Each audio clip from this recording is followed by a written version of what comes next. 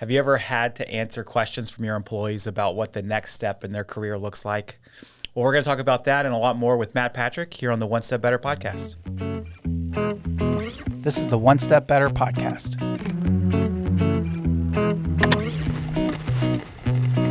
Helping small businesses make wins each and every week.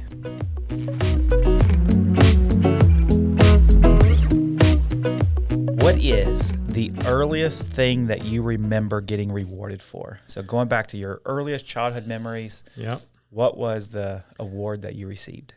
I found out I was competitive very early on in life. And kindergarten, if we could name all the books of the Bible, we got a little Bible pin that you could wear on your shirt or whatever. First one in the class. Yeah. Day 2. I got No, it wasn't for day 2. It was much longer than that. But I a lot of people don't know this. I cannot memorize things. So I remember exactly where I was. My mom made orange poster boards. Oh, wow. And we did flashcards first, and then we wrote them all on orange poster boards. And that's how I learned books of the Bible. And then my first grade class, it was you had to get to page 50 to get a Bible at school. You got a Bible with your name on it and stuff. And they called the victory drill book. And it was like you had to read all these words, and then it was how fast you could read. First in my class. Kindergarten. Kindergarten and first grade. Those are my first things I remember winning. I remember I was on a basketball team that went undefeated, won the championship, and then we got, our picture was in the paper. But man, that is nuts how many things, we're super competitive people. Yep. And my kids are the same way. That started as a kid. Yeah. I probably hate losing a lot more than I like winning, which is normal, I think. Yeah. I hate losing. I would agree with that statement. Yeah. Losing is not fun. Winning is a blast. I like winning.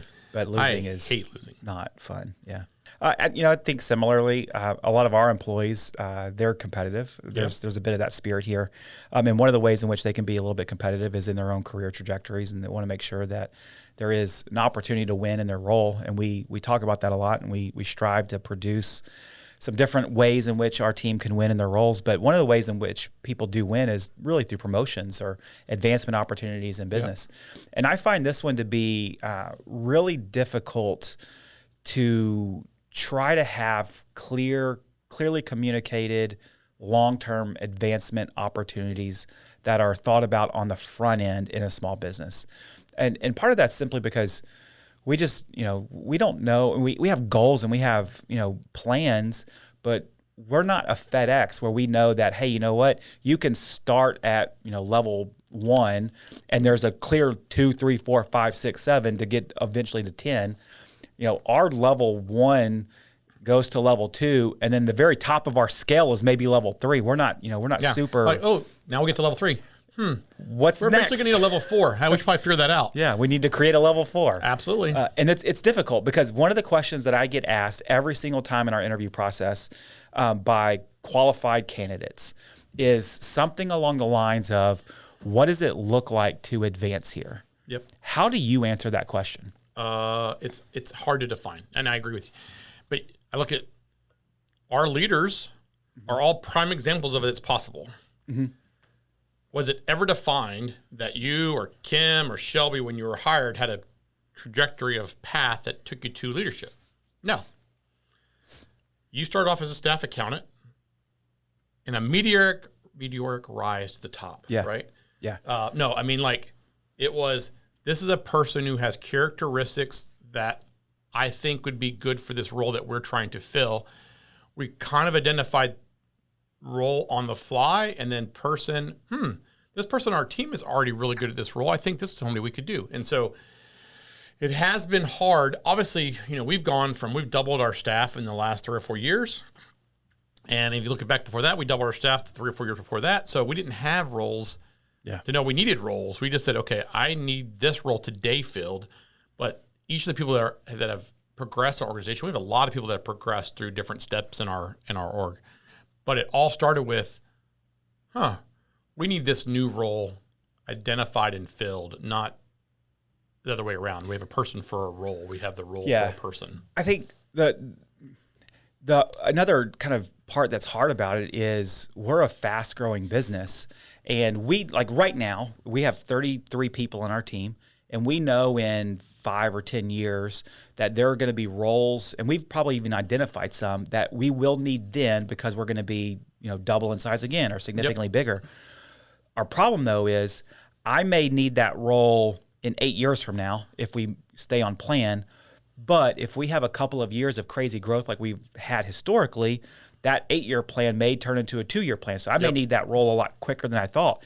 And to try to promise that on the front end is difficult because you may be 5, 6, 7 years developmentally in your own abilities, skills, whatever it may be, to be in that role. But it turns out I need that role a lot sooner. Correct. So I can't necessarily say, hey, you're going to start as a staff accountant and in 5 years, you're going to be a director of a product or something like that. Now, it doesn't mean that possibility doesn't exist. It just means that it's not clearly defined because it changes so often. Yeah, and I think through this with the lens of what ends up happening is because we do a really good job, I think, of hiring the right people, we give them additional responsibilities or taste of roles and identify skill sets that we didn't know that they had when we hired them. Or likewise, they're going to fill a seat in a role until they either need to remove one of their hats or 2 of their hats or 5 of their hats. And I think of that as how, Kim had a section of clients for a long time, and now no longer is she serving clients. She's working in a role in the front end. Whereas you, like same thing for you, you were in a payroll seat, turned into a payroll manager seat for us, which was supervising our payroll team. As that role continues to develop, you took some of those roles as payroll manager off of you, and then it turned into, okay, well, I need to add these other responsibilities of the firm, and you still had some of the old roles you had too. So your hats became, went from 3 hats to 10 hats and then back to 3 hats. And I think that's kind of how when I started, it was I had 15 hats or 20 hats, whatever it was. And slowly but surely, either I've had to add a new hat, like I didn't really have to manage a lot of people in the beginning, or I didn't have to worry about, let's say quality control. I was the one person doing the work. But now, in hindsight, like I'm sitting in those roles, but I'm not sitting in the role of, okay, all right, I'm the one copying and packaging tax returns, whatever that may be. So. Yeah. But on the recruiting side, it's really important to be able to answer those questions. Yeah.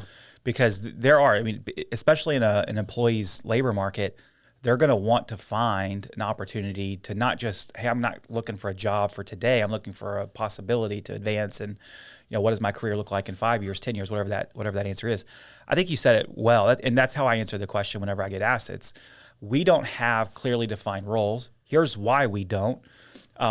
But the heart of your question is there opportunities for advancement? And that's absolutely true. And I can point to multiple people in our organization that started in one role, has moved up into something that's completely different. And so our big thing there is if you add value to the firm, you're going to get rewarded for that addition of value.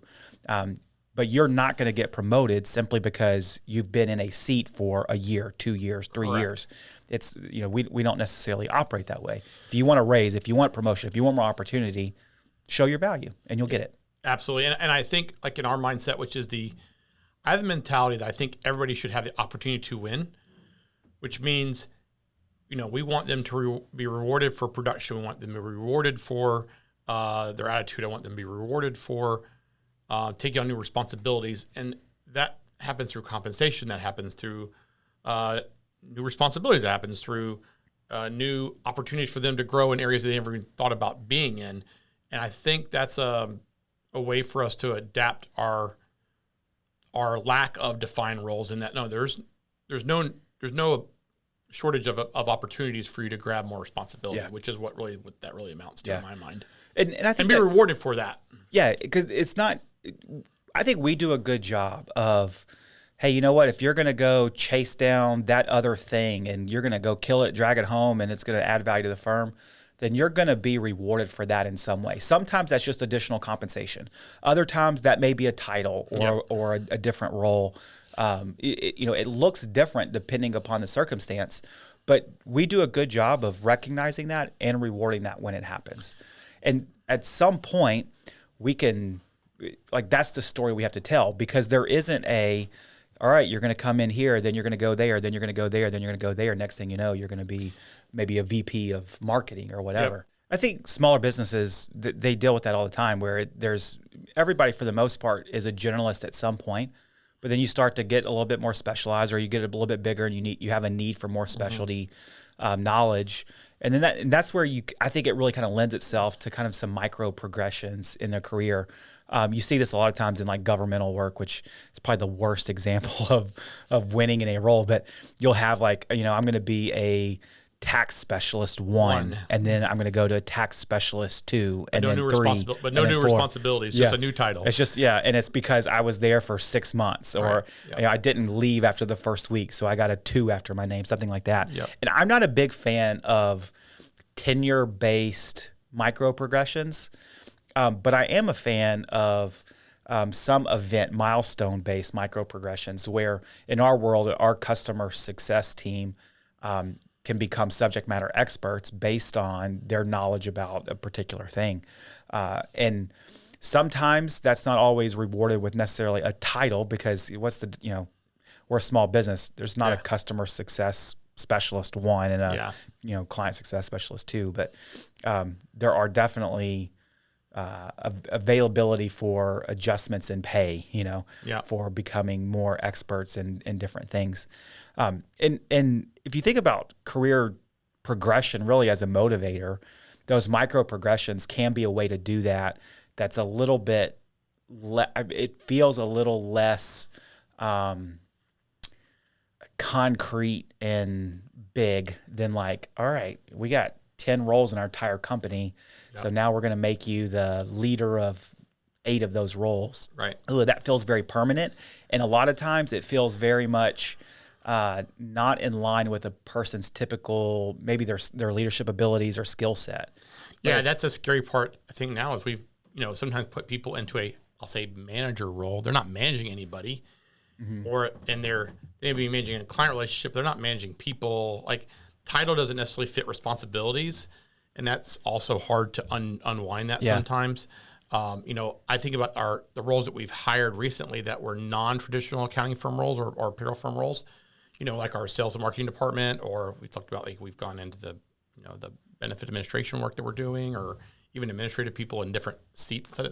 Those progressions are harder for us to identify, because what we really do is we have this general seat that we put different skills in, and if you take 8 of the hats, that's awesome. You can take 4 of the hats, though. It may just be just as awesome. So you have to figure out what we want to use each person's best skill set in their role. And so it does make it role. The next progression isn't a title change. It's here's another role I want you to fill, and we'll change compensation for that. And it's almost a new job. It is in a lot of ways. Or additional job for sure. Yeah, because there's always a transitional period.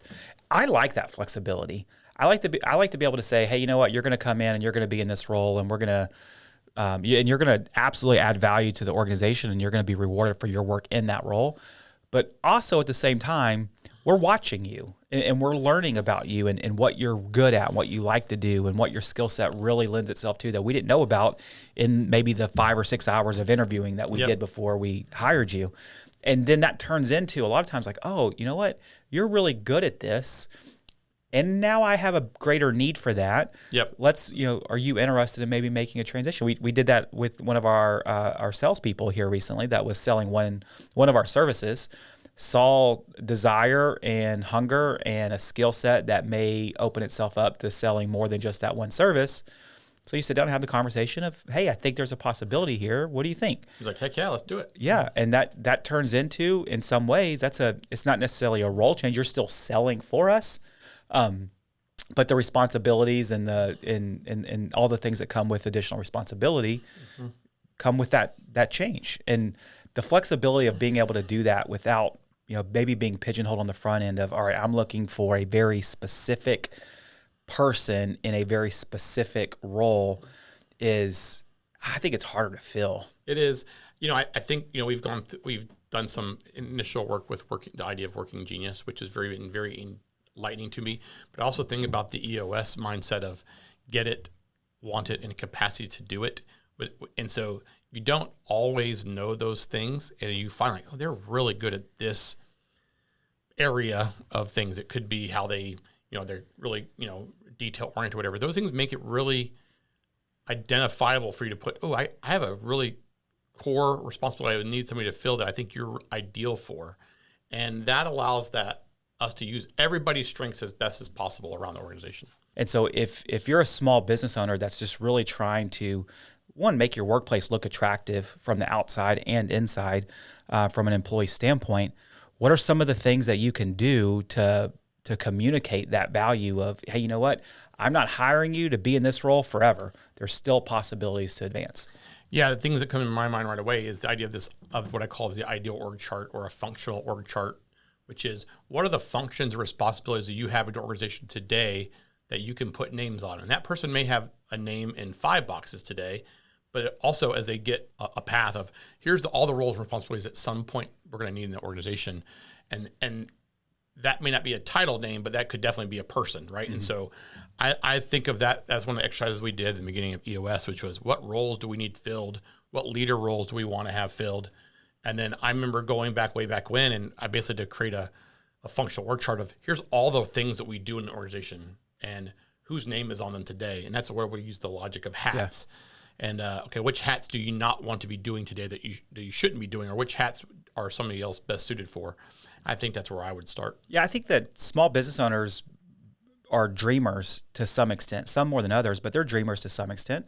And if you sit down and you just really dream about where you want your organization to be in 5 or 10, 15, 30 years, however long it is, then you can start to back into, well, and if I'm going to be maybe a $50 million business, I'm probably going to need maybe some finance and administration seats. Yep. I'm probably going to need a CFO. I'm probably going to need, whatever it is.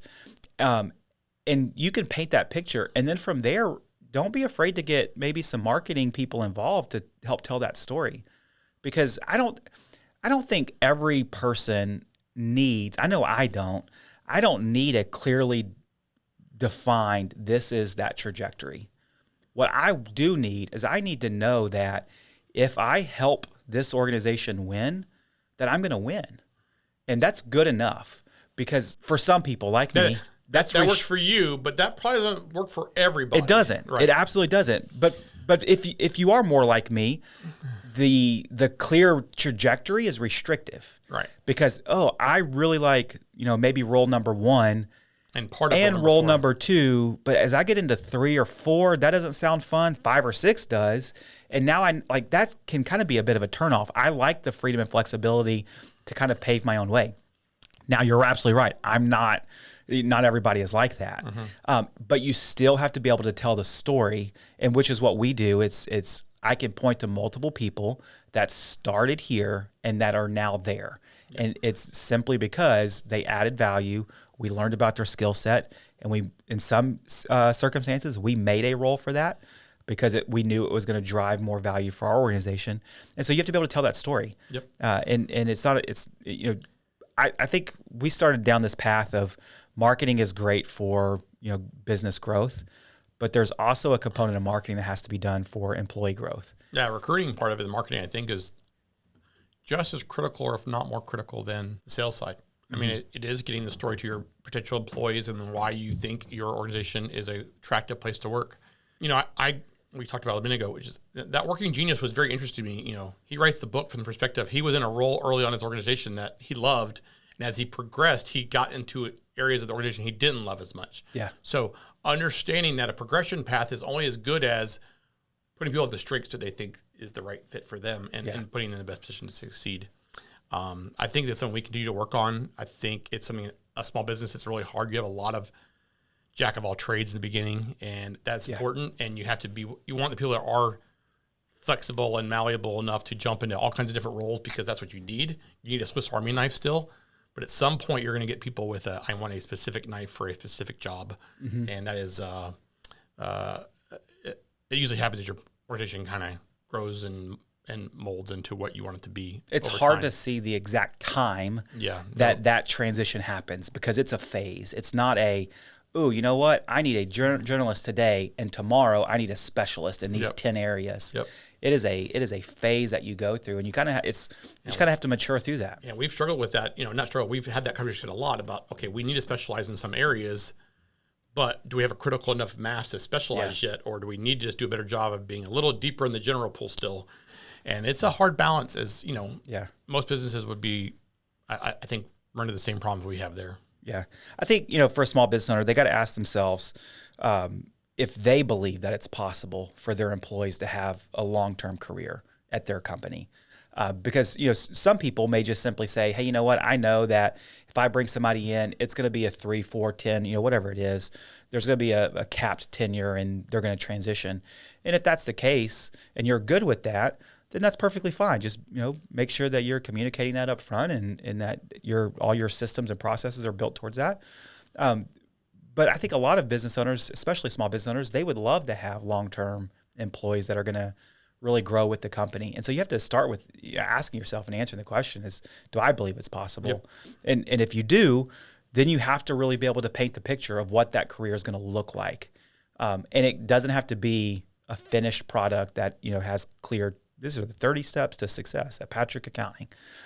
It can be as general as, here's where we're going.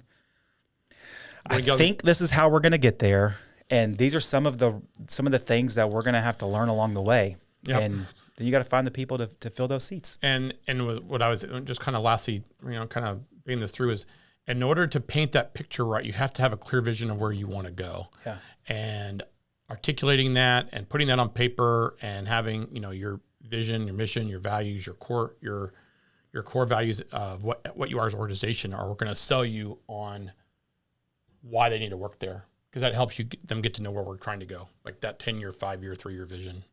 And I think that helps a lot. Absolutely. So if you've been able to answer the question, is it possible for an employee to have a long-term career here, and you've painted that picture in all of your marketing efforts and your team clearly knows it, then just sit back and be comfortable in the fact that evolution is going to come, that people are going to be able to stick along with you and they're going to be able to grow in their career.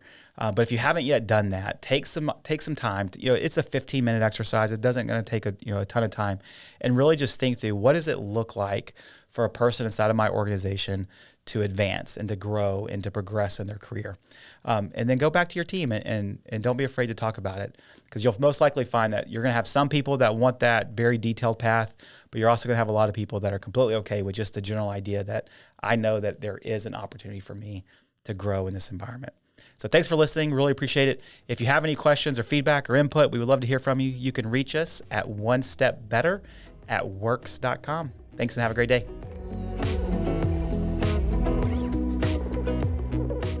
Thanks for listening to the One Step Better podcast.